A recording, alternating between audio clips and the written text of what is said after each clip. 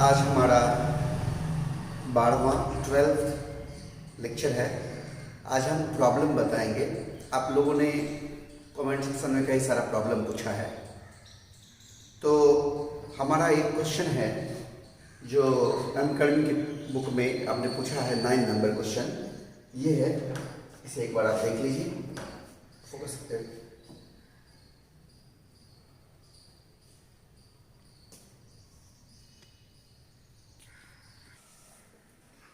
If two alpha particles are separated by a distance of 10 to the power minus 3 angstrom, दो alpha particle के बीच का दूरी है 10 to the power minus 3 angstrom, then compare the gravitational and electrostatic force which will act between them. दोनों के बीच में लगने वाला इलेक्ट्रोस्टैटिक फोर्स और ग्रेविटेशनल फोर्स को कंपेयर करना है। कंपेयर करना मतलब ग्रेविटेशनल फोर्स में इलेक्ट्रोस्टैटिक फोर्स से डिवाइड कर देना है, यानी एक दूसरे का रेशियो निकालना है।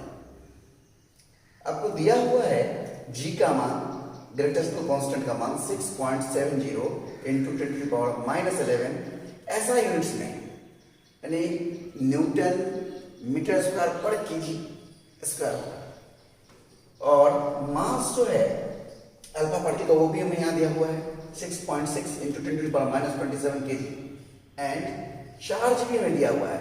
वास्तव में चार्ज 2e के बराबर है। गौर से देखिए आप 2e, क्योंकि अल्फा पार्टिकल पर चार्ज ही होता है 2e। यहाँ पर देखिए मैं थोड़ा फिगर बनाया हूँ,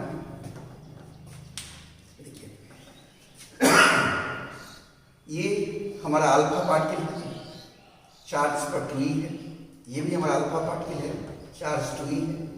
दोनों प्लस चार्ज है तो रिपेल कर रहा है। इलेक्ट्रिक फोर्स लग रहा है, Fe से हमने लिखा इलेक्ट्रिक फोर्स, और दोनों अट्रैक्ट कर रहा है ग्रेविटेशनल फोर्स Fe से, और कंपेयर करना है। तो आइए सबसे पहले हम यहाँ पर निकाल लें इलेक्ट्रिक फोर्स का मान क्या होगा। आर का मान हमें बीच का दिया हुआ है 10 to the power minus 3 angstrom. तो हम इलेक्ट्रिक फोर्स का मान निकालें। इलेक्ट्रिक फोर्स क्या होता है?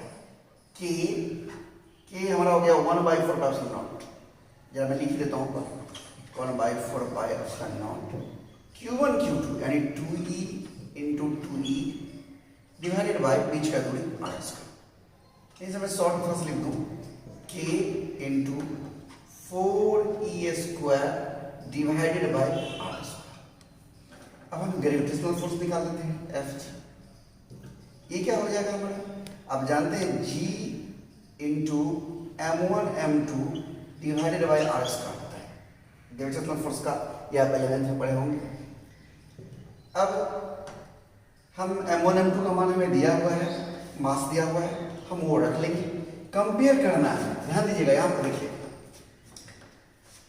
Compare the gravitational and electrostatic force, यानी सबसे पहले ऊपर में ग्रेविटेशनल रखना है और तब इलेक्ट्रोस्टैटिक से डिवाइड कर देना है।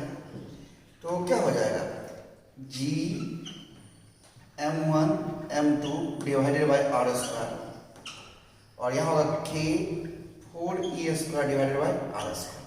r स्क्वायर से r स्क्वायर कट जाएगा, तो क्या बच जाएगा हमारे यहाँ? G m1 m2 k into 4e square. ध्यान रखिए G का मान आपको दिया हुआ है क्वेश्चन में 6.7 into 10 to the power minus 11, और m1 ध्यान दीजिएगा m1, तो m1 और m2 दोनों तो मास बराबर ही है, वो हमको दिया हुआ है 6.6 into 10 to the power minus 27। आप देख रहे हैं, और m2 भी इतना ही हुआ है, इसको मैं स्क्वायर कर देते हैं डिवाइडेड बाय k हमारा 1/4 यानी 9 into 10 to the power 9 हुआ k का मान, और इंटू 4 और e स्क्वायर, e हमारा होता है 1.6 into 10 to the power minus 19 का स्क्वायर। सॉल्व कर लीजिएगा, जो आएगा यही हमारा आंसर हो गया। Okay, complete. देख लीजिए आराम से।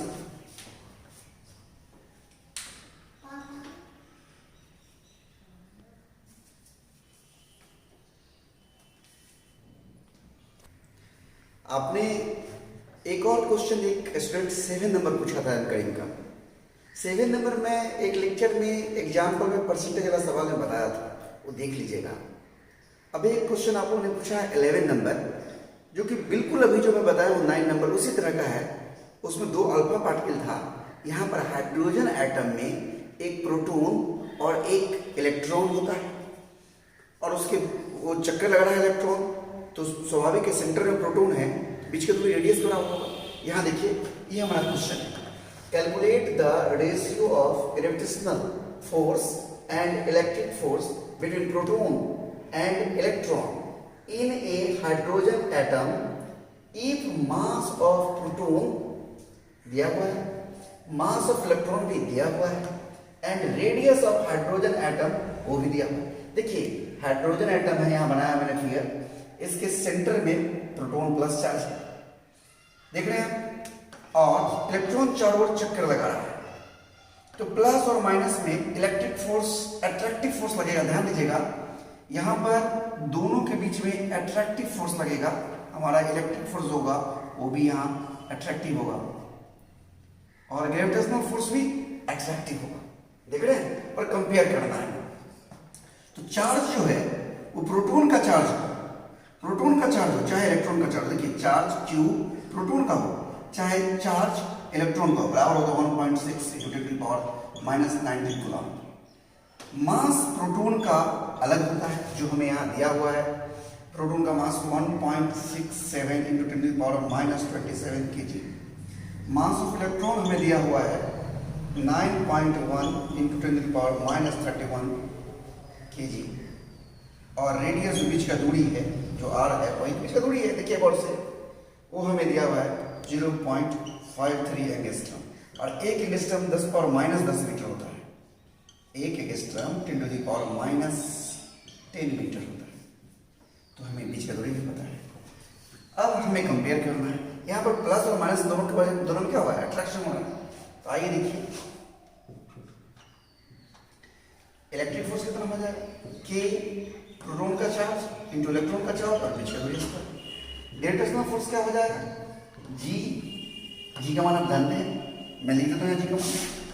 अभी पिछला सवाल है 6.67 ×10⁻11 न्यूटन मीटर स्क्वायर पर kg स्क्वायर।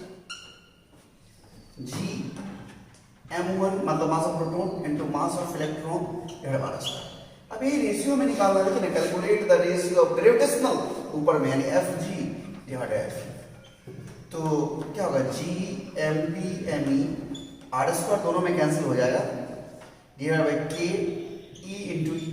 आप सब मान तो अभी पिछला सवाल देखे ही थे, बना लीजिएगा, दैट्स इट। ओके, एक और क्वेश्चन आपने पूछा है, क्वेश्चन नंबर 14। क्या कहता है, इन द गिवन फिगर, ये फिगर यहां दिया हुआ है, calculate the force on the charge capital Q kept at O पर रखा गया capital Q charge, which is the middle point of the line AB के बीच में है। देखिए यहाँ पर मिस्टेक है प्रॉब्लम में, यहाँ पर ये प्लस Q होगा, सुधार कर लीजिएगा। अब देखिए ये प्लस स्मॉल q और कैपिटल Q के बीच में रिपल्सिव फोर्स इधर लगेगा। अगर ये दूरी मान लीजिए अगर r है, तो ये भी दूरी r है, बराबर दूरी है, क्योंकि दोनों के बीच में है, इस दोनों के बीच में है, ये बराबर दूरी होगा। तो भाई दोनों चार्ज, ये चार्ज जितना है, ये इंटू ये उतना ही, तो ये इंटू ये भी, और बीच का दूरी r², इसका भी r², यानी अगर ये फोर्स F आएगा, ये फोर्स भी F आएगा, दोनों फोर्स बराबर और विपरीत है, इसलिए नेट फोर्स कितना हो जाएगा, 0 हो जाएगा। देखिए बहुत सिंपल था, एक बार देख लीजिए, नोट कर लीजिए।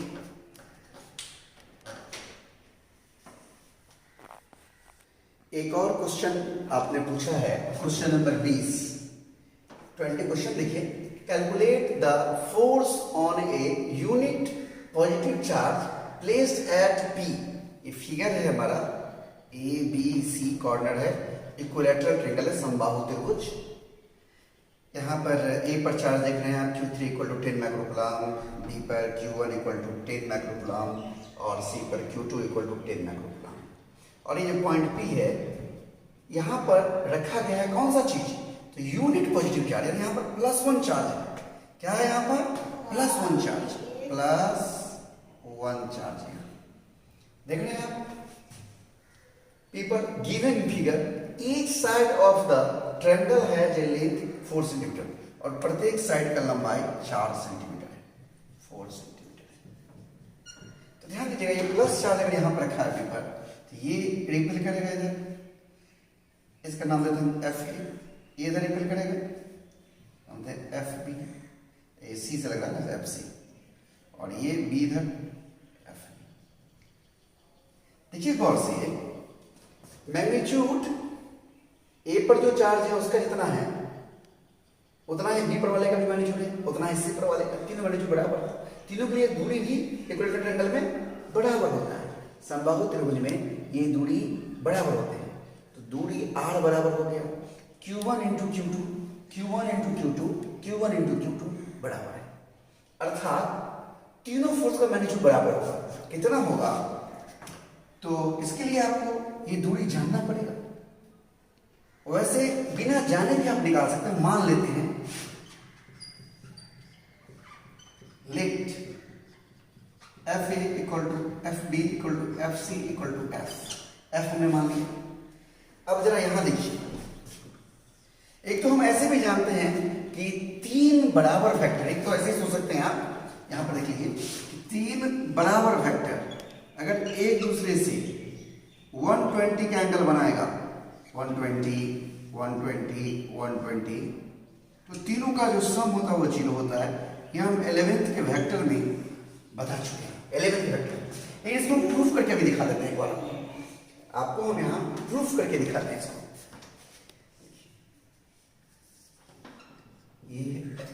ये जो आपका एफ बी है, ये एफ है, ये आपका एफ सी है, ये एफ है, और ये आपका एफ ए है, ये भी एफ। हम इधर एक्स एक्सिस मान लेते हैं और इधर हम वाई एक्सिस मान लेते हैं। ध्यान दीजिए पूरा 120 डिग्री एंगल है, ध्यान दीजिएगा पूरा 120 डिग्री एंगल कितना होगा? 60 डिग्री होगा, ये 60 डिग्री होगा। ध्यान दीजिएगा पूरा 120 है, ये 90 यदि कितना होगा? 30 डिग्री होगा। देख रहे हैं ये कितना होगा? 30 डिग्री होगा। अब आप कंपोनेंट सबका लिख लीजिए, नीचे क्या होगा? ये माइनस वाई होगा, सबका कंपोनेंट लिखिए। शुरू कर दें एफ ए से। एफ ए वेक्टर का लिखेंगे कंपोनेंट क्या होगा? इसका मैग्नीट्यूड एफ और वाई की तरफ है तो एक्स कंपोनेंट 0 हो जाएगा, यानी 0 आई माइनस एफ जी। ये माइनस क्यों आया? क्योंकि माइनस वाई की तरफ है। कंपोनेंट ब्रेक करने आता है ना, 11th में इसे सिखाया जाता है। एफ बी का कंपोनेंट लिख लेता हूं, इसका क्या हो जाएगा? एफ हम सिखाते हैं एक्स एक्सिस से कितना एंगल बना? 30 डिग्री, तो कॉस 30 डिग्री आए। अगर यही एंगल वाई के साथ लें तो एफ साइन 30 डिग्री जी, नहीं होगा एफ √3/2 cos 30 का मान प्लस एफ साइन 30 मान 1/2, यानी हम एफ बी का मान लिख चुके हैं। हम एफ सी का मान लिखते हैं। एफ सी देखिए माइनस एक्स 30 बनाना है, चलिए माइनस मैग्नीट्यूड है एफ, पकड़िए बात को, माइनस एक्स से 30 बनाना है इसलिए माइनस दी, मैग्नीट्यूड कितना है? एफ, जो एंगल है उसका cos 30 डिग्री का। अगर यही एंगल हम ले लेंगे तो साइन लिखना पड़ेगा। अगर हम y के साथ वाला एंगल लेते हैं अपना एंगल तो cos लिखेंगे, तो प्लस y से 60 degree plus magnitude f cos 60 degree. अब ये सर हम तो साइन 30 लिखेंगे, अरे साइन 30 और cos 60 एक ही मान होता है, minus f √3/2 i f into 1/2 g। अब हम तीनों को जोड़ देते हैं। यहां देखिए net force F A plus F B plus F C. F A हमारा में 0 आई वाला क्या है? 0 है, इसका आई वाला क्या है? √3/2f, √3/2f, और इसका क्या है? Minus √3/2f, minus √3/2f। और सबका हम जे वाला लिखते हैं, ये क्या है? Minus F. और ये क्या है प्लस F/2 और ये क्या है हमारा प्लस F/2। सबको जोड़ दिया, ये तो कैंसिल हो गया तो ये 0 हो गया प्लस देखिए माइनस F और ये हाफ हाफ क्या होगा एक F हो जाएगा जी, ये भी कट गया यानी 0 R प्लस 0 जी। नेट फोर्स जोड़ करके तीनों कितना आ गया यहाँ फिर देखिए, इसका मतलब P पर जो +1 चार्ज है उस पर कुल बल क्या होगा 0। ओके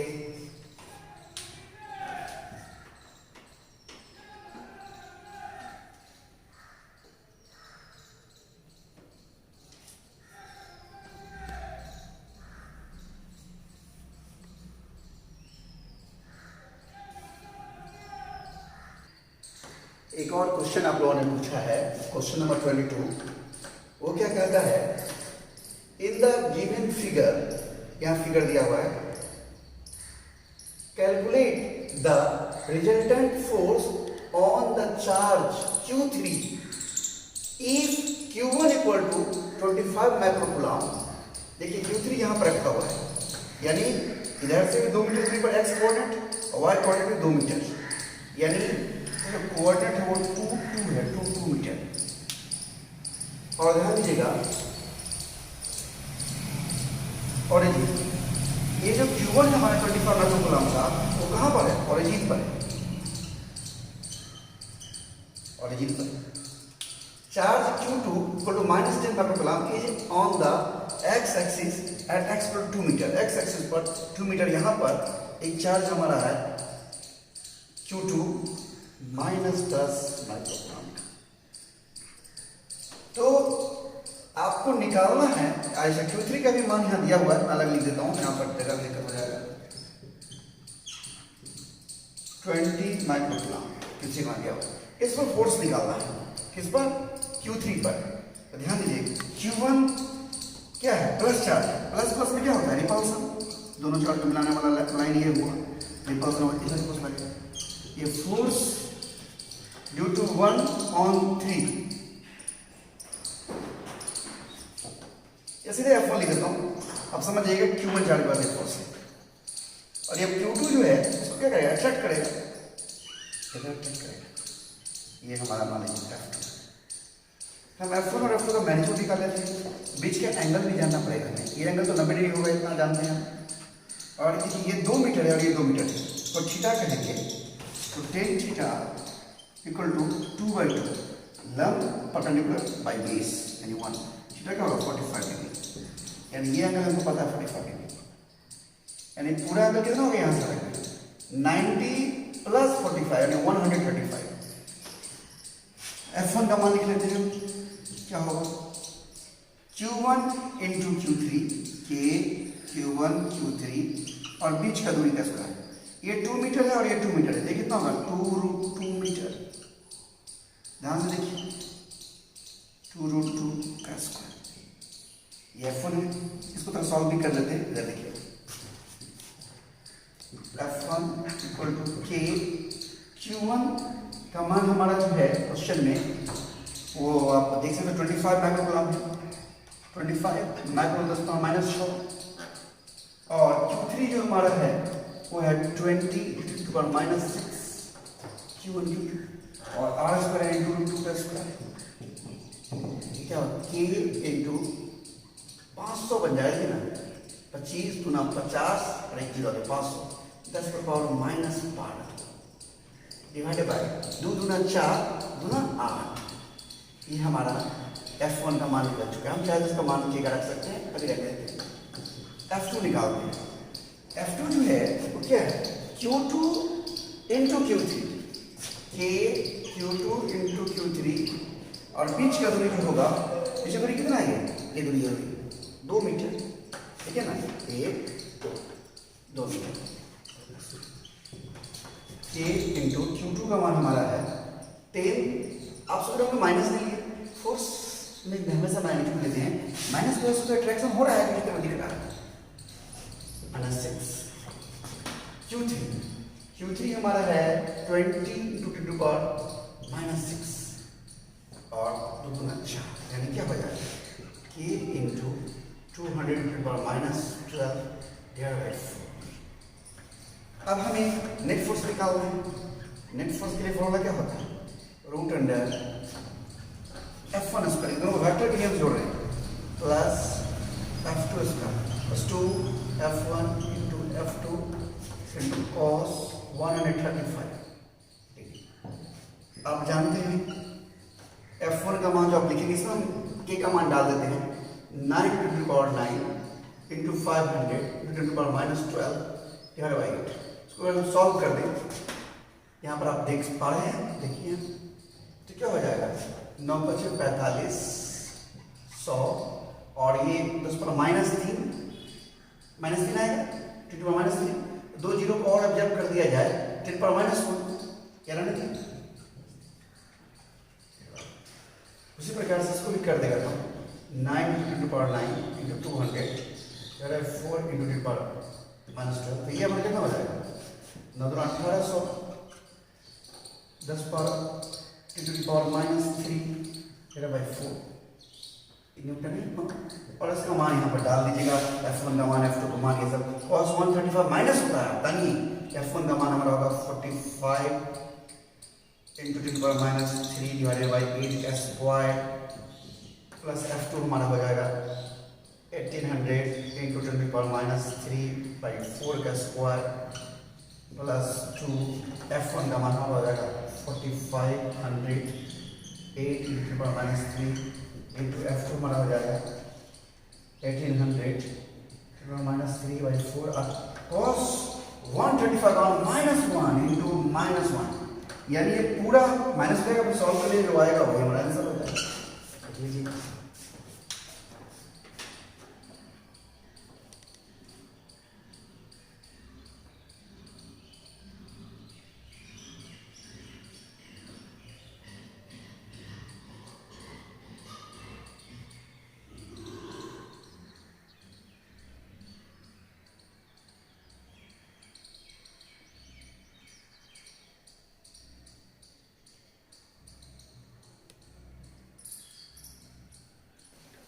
एक आखिरी सवाल आज का जो आप लोगों ने पूछा है, question number 23, calculate the force on charge Q1।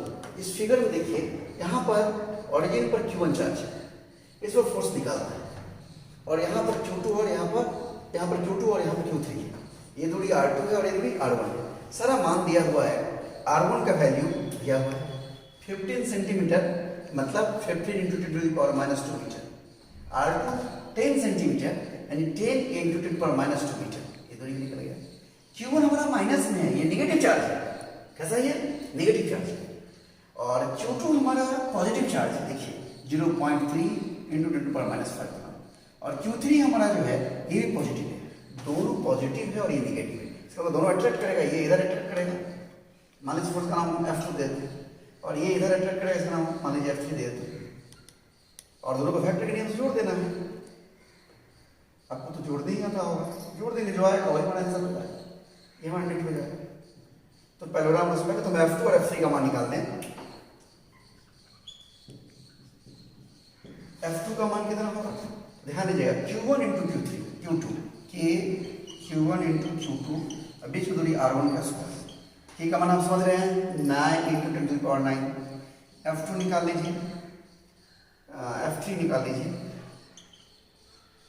F3 जो है क्या है Q1 into Q3 K Q1 into Q3 divided by R2 का स्क्वायर, निकल गया।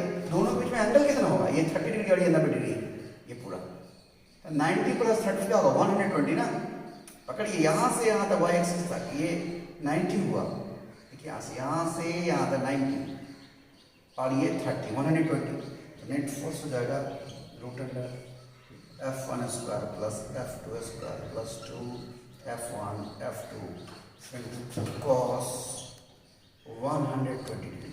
समान डाल दीजिएगा, सॉल्व कर लीजिएगा। अब डायरेक्शन में निकालना चाहेंगे इससे तो मान लीजिए अल्फा एंगल बना रहा है, tan अल्फा का मान भी निकाल सकते हैं, वो सब कर सकते हैं। ओके, तो आज भी तक